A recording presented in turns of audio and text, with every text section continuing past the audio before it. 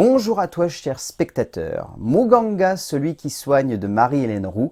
C'est un film qui m'intriguait beaucoup parce que la figure de Mukwege, je la connaissais pas. Ou alors, un vague souvenir d'en avoir peut-être entendu parler un jour.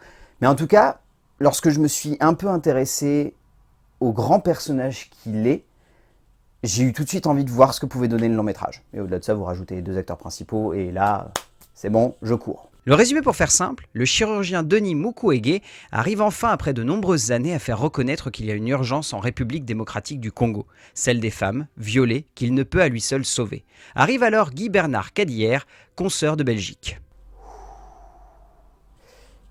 Le film n'est pas facile. Je préfère tout de suite vous pointer du doigt ça, parce que j'ai été très intrigué par l'interdiction aux moins de 12 ans avec avertissement que le long métrage a eu. Et je la comprends parce que le film est dur. Il est vraiment pas facile à accepter au niveau de toute l'émotion qu'il transmet. Pour autant, Marie-Hélène Roux a choisi de développer un film qui, je trouve, de manière globale est assez classique. Mais classique dans le sens le plus noble du terme, c'est-à-dire que je trouve pas qu'il y ait forcément de moments où je me suis dit que le long métrage était surprenant, ou arriver à décoller au-delà de la proposition de base, qui est de rendre hommage à Mukwege et pas forcément d'aller beaucoup plus loin dans la compréhension de tout ce qu'il a traversé. L'objectif, c'est plus de vraiment cerner les tenants et les aboutissants de son combat et de voir l'impact culturel, médical et politique que ça a eu encore aujourd'hui. Donc à partir de là, je trouve que le pari de Marie-Hélène Roux, il est rempli.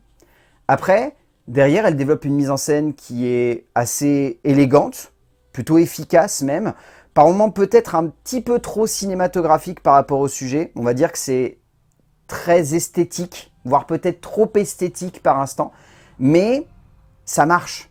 Ça a de l'impact, ça a de la puissance, ça a de la justesse, c'est beau, vraiment beau. Il y a des plans où j'étais en train de me dire « Ah tiens, ça c'est une vraie idée de mise en scène et c'est une vraie idée de composition qui porte le long métrage et qui lui donne une esthétique et quelque chose qui sort un petit peu du lot. » Et au-delà de ça, je trouve que l'écriture, même si elle est très ancrée dans des archétypes et des facilités du genre du biopic, arrive quand même à être émotionnellement assez à fleur de peau, sans pour autant tomber dans le surfait ou dans le trop-plein ou le pathos. Il n'est pas simple de parler d'un homme qui cherche à changer le monde, ou si ce n'est le monde qui cherche à donner un nouvel œil sur le bouleversement qui le touche directement et dont il cherche à trouver une solution. Et dans cette quête, un auteur peut tout aussi bien parfaitement lui rendre hommage que se perdre dans un portrait hagiographique. Marie-Hélène Roux arrive à faire du portrait de Mukwege un moment d'émotion souvent à fleur de peau, parfois même un peu trop, mais qui sonne aussi comme une aventure cinématographique belle et intense, parfois nécessaire, notamment dans son message, mais surtout un portrait d'homme fascinant et d'une société déchirante.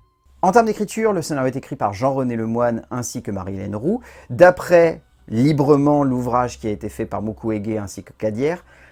L'écriture repose vraiment sur cette idée de raconter la rencontre de ces deux hommes et aussi de montrer simplement comment Mukwege a réussi à montrer à la communauté internationale son combat et la réalité de la RDC. Donc, l'objectif pur et simple du long métrage est d'être un pamphlet politique sur le combat d'un homme.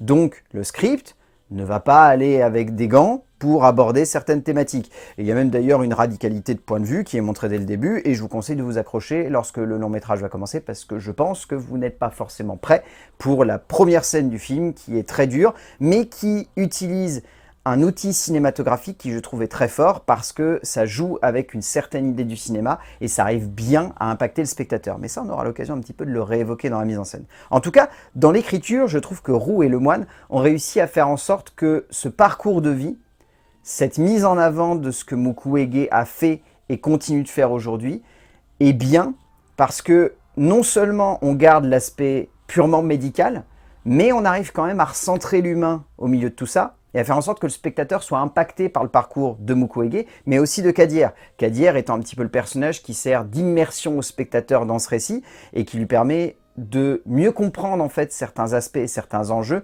qui peuvent être parfois un petit peu difficiles à cerner. C'est typiquement le genre de biopic où honnêtement les enjeux politiques, économiques et médicaux peuvent rapidement dépasser le spectateur et donner l'impression que bon, on n'arrive pas à tout cerner et malheureusement c'est un peu dommage, on est perdu. Je trouve pas que ça soit le cas ici, je trouve qu'ils ont réussi à ramener un petit peu tout ça de manière centrale et à faire en sorte que la narration suive de manière concrète et surtout de manière logique l'avancée non seulement de ce que Mukwege veut faire comprendre à Kadier, mais aussi veut faire comprendre à la communauté internationale. Roux et le moine font de ce héros la base même d'une narration pouvant sonner comme simple, voire même comme classique sur de nombreux points, comme évoqué avant, mais qui cherche également à se centrer sur cette idée de guérison, de compréhension de la douleur, pour saisir où et comment lui apporter une solution.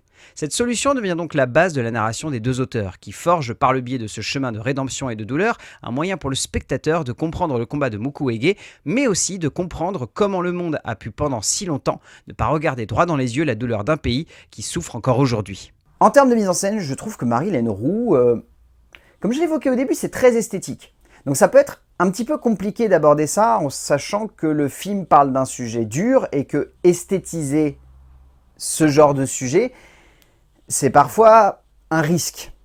Dans le sens où on peut tomber dans une fascination glauque où le graphisme embellit un petit peu tout ça et fait perdre un petit peu de vue le message principal du long métrage. Heureusement, c'est pas le cas. Je trouve que Marie-Hélène Roux, elle dépasse ça, notamment par la proposition de la scène d'introduction qui est très dure, qui est très violente. Et encore une fois, je vous conseille de vous accrocher parce qu'elle n'a pas envie de passer par 4 chemins pour nous faire comprendre le message global du film et en utilisant un mécanisme de cinéma qui consiste à jouer avec le spectateur. Alors je dis jouer, pas dans le sens ludique, plus dans le sens frontal et dur de la réalité.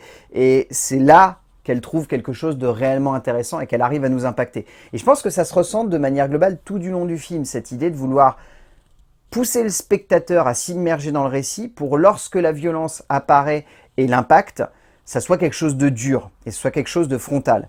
Et surtout, je pense que l'objectif principal de Roux dans sa mise en scène, c'est de faire en sorte que la violence arrive de manière abrupte à l'écran. Il ne faut pas que ce soit quelque chose qui arrive parce que le spectateur a été préparé et a compris un petit peu dans quel contexte il se trouve et à partir de là, il a tous les outils pour être accroché à son fauteuil et se dire « Ok, je sais ce que je vais voir ». Là, l'objectif, c'est vraiment de faire en sorte que parfois, on ne comprend pas pourquoi ça arrive. Et malheureusement, c'est la réalité. Donc là-dessus, la cinéaste a réussi à comprendre comment utiliser certains mécanismes d'une esthétique qui pourrait être un petit peu trop dans l'embellissement de la réalité et arrive à faire en sorte que le spectateur soit tout de même surpris par ce qu'elle nous propose. Roux fait de sa mise en scène un objet esthétique qui peut sonner par moments comme un peu trop beau, un peu trop graphique, un peu trop visuel pour le message que se doit de véhiculer la cinéaste par son œil, mais au fond, malgré tout cela, en apportant une beauté à toute cette horreur, elle réussit à générer de l'émotion. Une émotion qui devient le ciment d'une composition visuelle et esthétique qui accroche le spectateur à l'aventure de Mukwege et de Kadier, le temps d'un moment de cinéma qui reste prenant, bien rythmé par une narration logique et un montage qui accompagne avec beaucoup de sensibilité l'émotion que le spectateur doit ressentir et accepter à l'écran malgré la douleur qui en découle. En termes de casting, celui-ci fonctionne extrêmement bien. Que ce soit Vincent McCain, qui je trouve encore une fois est brillant, que ce soit Manon Brèche, que ce soit Babetida Sadjo, que ce soit Soliane Moissé, que ce soit Kadi Kim, qui je trouve est vraiment excellent dans un rôle qui amène un petit peu plus de légèreté au long métrage. Joely Mbundu aussi, qui est vraiment parfaite du début à la fin du long métrage. Mais là, il y a un acteur qui ressort. Et moi, c'est un acteur que j'adore parce que c'est un acteur qui malheureusement est trop souvent mis au second plan, un très grand second couteau du cinéma français, mais il mériterait d'avoir plus souvent des rôles comme celui-ci parce que ici, il est juste saisissant de justesse. Isaac de Bancolé est une nouvelle fois impérial, l'acteur offrant une performance totalement salvatrice et habitée d'un personnage qu'il rend iconique et fascinant du début à la fin, d'une œuvre qu'il porte quasiment seul sur ses épaules. Au bout du compte, Muganga, celui qui soigne, c'est un film qui va pas vous laisser indifférent. La vache, ouais, je pense que encore une fois, il faut que vous soyez bien préparé à ce que vous allez voir. Parce que le film est dur, le film est brut, le film est pas toujours subtil dans ce qu'il veut montrer, mais arrive à bien le faire. C'est un film qui arrive à véhiculer son message avec une vraie justesse, sans forcément être si fin ou élégant que ça, mais en étant concret et clair dans la démarche. C'est un film qui a une très belle esthétisation de tout ça, mais qui ne tombe pas dans une suresthétisation de ce message et de ce sujet. C'est un film qui raconte l'histoire de manière très factuelle, sans forcément trop mettre d'esbrouf, ce qui peut sembler par moments un petit peu trop classique dans le genre du biopic, mais arrive quand même à faire décoller le métrage. C'est un film qui surtout brille par l'interprétation des deux acteurs principaux, mais de tout le casting de manière générale.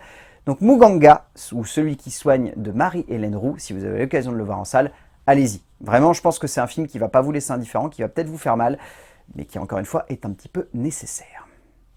A plus!